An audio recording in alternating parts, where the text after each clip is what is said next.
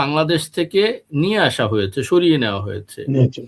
তার মানে যে ভারতের গোয়েন্দা সংস্থার কাছে এমন রিপোর্ট রয়েছে যে বাংলাদেশে কিছু একটা ঘটতে যাচ্ছে ইলেকশনকে কেন্দ্র করে। কি ঘটতে যাচ্ছে আমি জানি না, কিন্তু আমার আত্মীয় স্বজন, বাঙালির সবাইকে আমি আত্মীয় স্বজন মনে করি, বাংলাদেশের সবাইকেই। আমি চাই যে এই যে কোনো অরাজক পরিস্থিতি মোকাবেলা করা হোক, এবং স্বরাষ্ট্রমন্ত্রী যে মানে উপদেষ্টা যেটা বলেছেন যে অস্ত্র পানির নিচে ঘুমিয়ে আছে, অস্ত্র কখনো পানির নিচে ঘুমিয়ে থাকে না, এটা বাচ্চারাও বোঝে।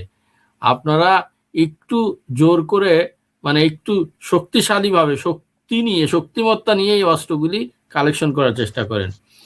আমি আরো কয়েকটা কথা বলবো শেখ হাসিনা সম্পর্কে। শেখ হাসিনার আপনি দেখেছেন কতটা ব্যস্ত সময় যাচ্ছে এই মুহূর্তে। উনি কতগুলো ইন্টারভিউ দিচ্ছেন এবং কতগুলি অডিও বক্তব্য রাখছেন কত জায়গায়। আমার তো মনে হয় এই নেত্রী 24 ঘন্টাই ব্যস্ত, ঘুমান কখন? উনি যখন প্রধানমন্ত্রী ছিলেন আমার কাছে কিছু কিছু খবর আছে যে উনি প্রতিটা ফাইল নিজে পড়তেন এবং অফিসে রাত্রে একটা দুটো পর্যন্ত থাকতেন, ওই আন্ডারলাইন করতেন। তার মানে এই যে বাংলাদেশের অভূতপূর্ব উন্নয়ন, যেটি আমি কিছুদিন আগে এই চ্যানেলে বলেছি, কেনিয়াতে আমি 3 বছর আগে গেছিলাম। কেনিয়ার লোকজন আমাকে জিজ্ঞেস করে বাংলাদেশ এত উন্নতি করে কিভাবে। দুঃখজনকভাবে আজকে কেনিয়ার কারেন্সি আর বাংলাদেশের কারেন্সি কিন্তু এক জায়গায় চলে গেছে, ভয়ঙ্কর অবস্থা।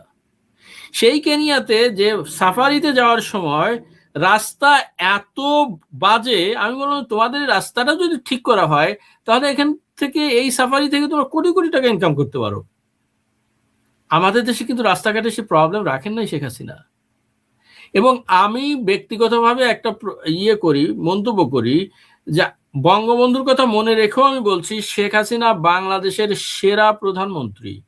তিনি যে কাজগুলি করেছেন একেবারে নিরপেক্ষভাবে বলছি, যে ইনফ্রাস্ট্রাকচারাল উন্নতি করেছেন বাংলাদেশে, আগামী 50 বছরে কেউ করে দিতে পারবে বলে সন্দেহ। কারণ কি, আপনি যদি একটি দরিদ্র দেশের এই ধরনের উন্নতি করতে যান তখনই ধনী দেশগুলো চোখ টাটাবে, আপনাকে করতে দেবে না। কোনো অস্ত্র কেন, দেখুন কি করছে এই যে ইউনূস, আজকে মানুষ না খেয়ে মরছে, চালের দাম বেড়েছে, গ্যাস পাওয়া যাচ্ছে না, উনি ফাইটার জেট কিনছেন।